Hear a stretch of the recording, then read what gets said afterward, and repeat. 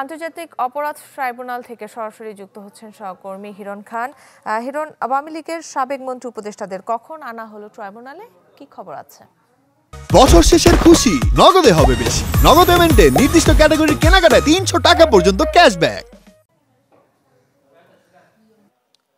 কাকলি ১০টার পর থেকে আমরা দেখেছি যে আওয়ামী লীগের সাবেক মন্ত্রী এবং আমলা তাদেরকে নিয়ে আসা হয়েছে এবং একটু আগে সর্বশেষ যেই আনা হয়েছে সালমান এফ রহমান, পলক এবং দীপুমণি এবং শাহজাহান খানকে। তারা মূলত কাশিমপুর কারাগারে ছিলেন এবং ১১ জনকে কেরানীগঞ্জ কারাগার থেকে আনা হয়েছে এবং নারায়ণগঞ্জ কারাগার থেকে একজন, অর্থাৎ গোলাম দস্তগীর গাজী, তাকে নারায়ণগঞ্জ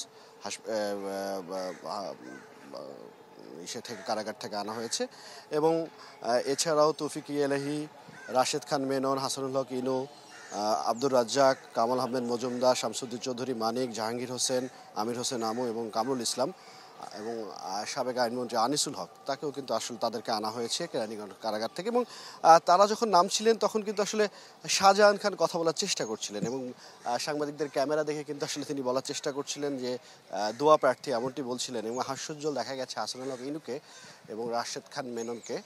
এছাড়া যারা যারা নেমেছেন তারা কিন্তু সবাই আসলে তাদের কপালে চিন্তার ভাঁজ কিন্তু আমরা লক্ষ্য করেছি এবং দেখা গেছে যে তারা যারা প্রবেশ করছিলেন ভিতরে অনেকেই ক্যামেরা দেখে দাঁড়িয়েছেন, ২-৩ জন। এছাড়া অনেকেই মাথা নিচু করে নিজেকে লুকিয়ে যাওয়ার চেষ্টা করেছেন এবং আপনি দেখতে পাচ্ছেন যে এই ট্রাইব্যুনালকে ঘিরে আইনশৃঙ্খলা বাহিনীর সদস্যরা তারা কিন্তু আসলে নিরাপত্তার চাদরে মুড়ে রেখেছেন পুরো ট্রাইব্যুনালটি ঘিরে।